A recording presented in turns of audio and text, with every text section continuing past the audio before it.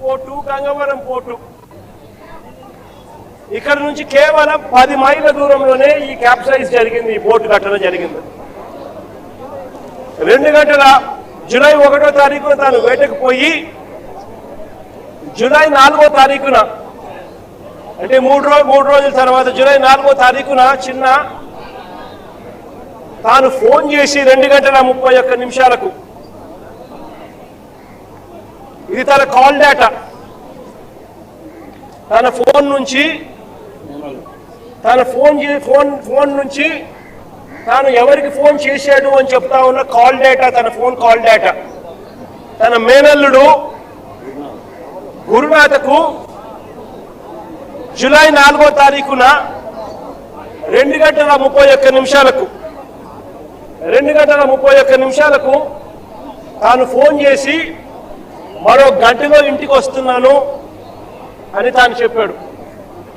అంటే వేట అయిపోయింది, దేవుడి దయతో చేపలు కూడా పుష్కలంగానే పడ్డాయి, మరో గంటలో నేను ఇంటికి చేరుకుంటాను అని చెప్పి తన మేనల్లుడికి ఫోన్ చేశాడు. దురదృష్టవశాత్తు తాను ఫోన్ చేసిన కొద్దిసేపటికే తీవ్రమైన అలలతో బోటు క్యాప్సైజ్ అయింది, బోటు మునిగింది. బోటు మునిగితే వీళ్ళంతా కూడా అక్కడ టెలిఫోన్లు అక్కడికి సముద్రంలోకి పడిపోవడం, నీళ్ళలోకి అవి నీళ్ళమయం కావడం, వీళ్ళంతా బోటు పైకి ఎక్కడం, బోటు మీద వీళ్ళ హృదయ విదారమైన గాథ అక్కడ స్టార్ట్.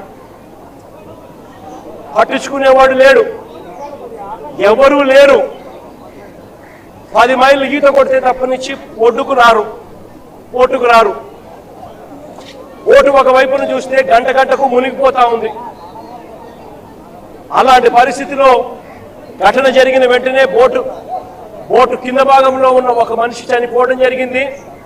మిగిలిన 6 మంది అక్కడి నుంచి ఈత కొట్టడం మొదలుపెట్టారు. అది వాళ్ళ పరిస్థితి ఆ మాదిరిగా ఉంటే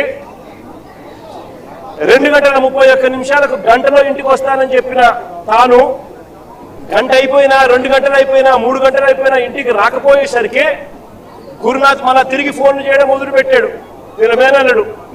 కానీ ఆ పక్క నుంచి ఫోన్లకు సిగ్నల్ లేదు, ఫోన్ రిసీవ్ చేసుకునే పరిస్థితి లేదు. అలాంటి పరిస్థితుల్లో వాళ్ళు మనిషి బతుకున్నాడా లేదా కూడా అర్థం కాని పరిస్థితుల్లోకి వాళ్ళు వెళ్ళిపోయి రకరకాల అధికారులకు కంప్లైంట్ చేయడం మొదలుపెట్టారు. రాత్రి 10:30 గంటలకు రాత్రి 7 గంటలకు ఫిషరీస్ డిపార్ట్మెంట్ అధికారులకు కలిసి విన్నవించినారు. 7 గంటల సమయంలో ఫిషరీస్ డిపార్ట్మెంట్ అధికారులు ఎవరు కూడా స్పందించని పరిస్థితి అక్కడ కనపడేసరికి రాత్రి 10:30 గంటకు జానకి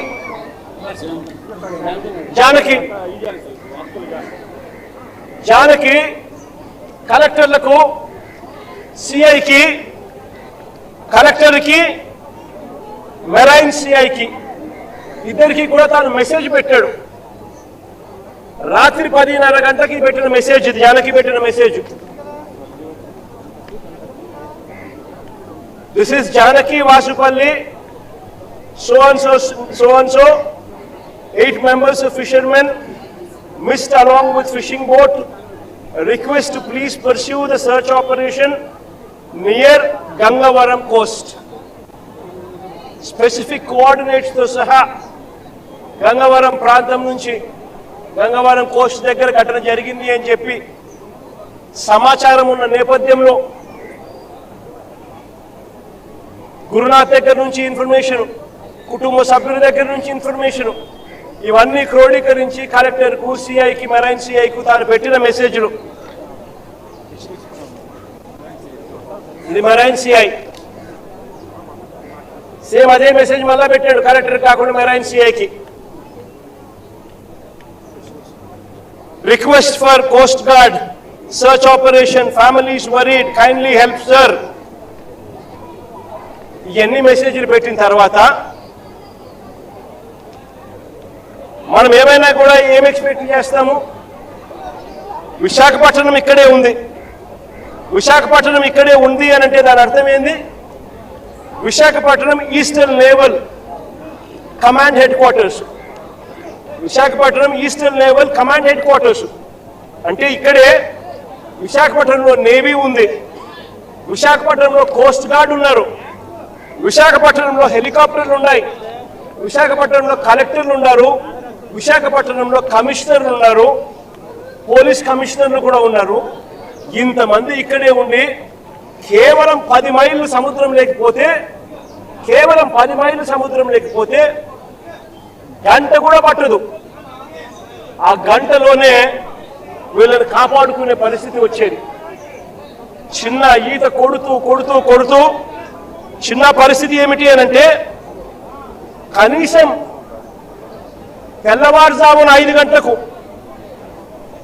తెల్లవారుజామున అంటే 5వ తారీఖున 4వ తారీఖున ఘటన జరిగితే 4వ తారీఖున సుమారుగా 2:30-3 మధ్యాహ్నం పూట బోట్ క్యాప్సైజ్ అయితే అక్కడ నుంచి మరుసటి రోజు తెల్లారి జూలై 5వ తారీఖున తెల్లవారుజామున కనీసం 7 గంటల కన్నా పొద్దున్నే కనీసం మనుషులు వస్తే కోస్ట్ గార్డ్ వచ్చిందంటే కూడా కనీసం 5-6 మంది బతికిందురు అని చెప్పి చిన్న చెప్తా ఉన్నాడు.